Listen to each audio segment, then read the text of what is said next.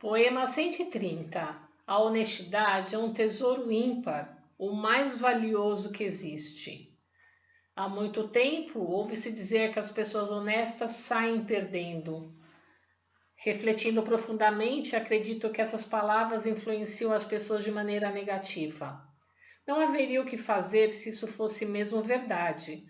Porém, pela minha experiência, garanto que essas palavras não correspondem absolutamente à realidade. Se não vejamos. Quando observamos atentamente a sociedade, notamos que existem duas maneiras de ver as coisas, a curto e a longo prazo. Em geral, as pessoas tendem a julgar o bem ou o mal baseadas em resultados de curto prazo. Por exemplo, ao verem um sucesso momentâneo obtido por pessoas desonestas, que enganam o próximo ou vendem gato por lebre, ficam iludidas e definem que os honestos saem perdendo. Todavia, é preciso que tais coisas sejam vistas a um prazo mais longo, pois inevitavelmente a farsa virá à tona e aquelas pessoas passarão por humilhações, podendo-se até afirmar que acabarão arruinadas. Em contrapartida, ainda que por um momento os honestos sejam mal interpretados, prejudicados ou colocados em posição desvantajosa, com o passar do tempo, infalivelmente a verdade será esclarecida e isso será determinante. Vou contar minha experiência a esse respeito. É constrangedor falar de mim mesmo, mas desde jovem sou muito honesto. Não consigo mentir de maneira alguma. Por esse motivo, sempre me diziam: um rapaz honesto como você nunca vai alcançar o sucesso. Se você não mudar seu pensamento e não for hábil em mentir, dificilmente será bem-sucedido na vida.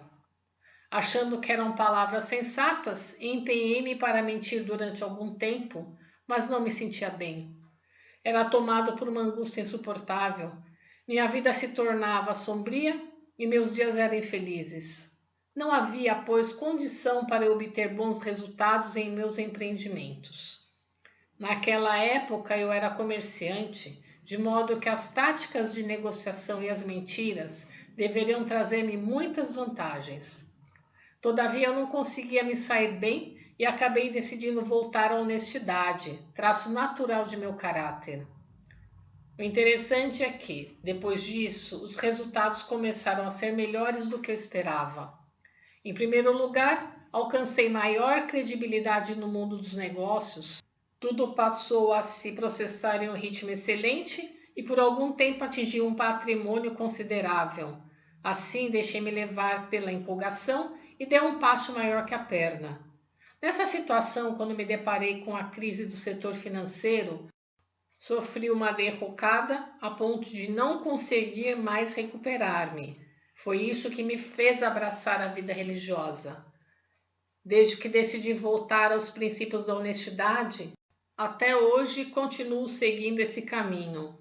Obviamente, os resultados são ótimos. Durante um período relativamente longo, houve ocasiões em que fui mal interpretado, criticado, perseguido. Enfrentei caminhos tortuosos e espinhosos, mas nunca deixei de ter a confiança das pessoas, o que ainda atribuo com toda a convicção à minha honestidade. Parece que os homens contemporâneos possuem uma visão a curto prazo e uma tendência a se deixar encantar pelos resultados momentâneos. É, pois, necessário que, diante de qualquer situação, se observem os fatos com uma visão a longo prazo. Isso é válido para todas as circunstâncias.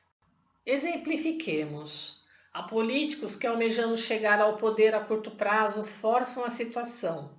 É o mesmo que colher um caqui ainda verde, não esperando que ele amadureça e caia, e ficar frustrado com a sua cica.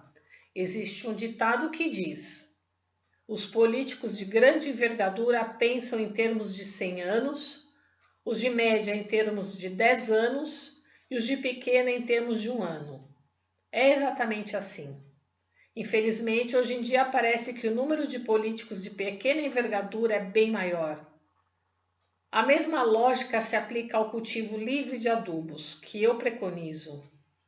Vemos que a agricultura praticada até hoje apresenta temporariamente bons resultados com o uso de adubos sintéticos e esterco, mas estes matam a terra e por isso ela está se tornando cada vez mais improdutiva. Sem perceber isso, as pessoas mostram-se fascinadas diante do êxito ocasional obtido com o adubo. Por fim, tanto a terra como o ser humano ficam intoxicados. Tal raciocínio também é válido para a medicina atual. Durante um período, o tratamento realizado com medicamentos e equipamentos apresenta-se eficaz. No entanto, com o passar do tempo, ocorrem efeitos contrários e o estado de saúde piora. Por terem ficado deslumbradas com o resultado momentâneo do início do tratamento, as pessoas voltam a utilizar os mesmos métodos. E em vista disso, a situação se agrava cada vez mais. Por meio desses exemplos, meu objetivo foi chamar a atenção para as consequências da visão a curto e a longo prazo, a qual me referi inicialmente. Extraído da coletânea Alicerce do Paraíso, volume 1, Está Errado Dizer que os Honestos Saem Perdendo, em 20 de abril de 1949. Coletânea O Pão Nosso de Cada Dia, volume 2, página 76.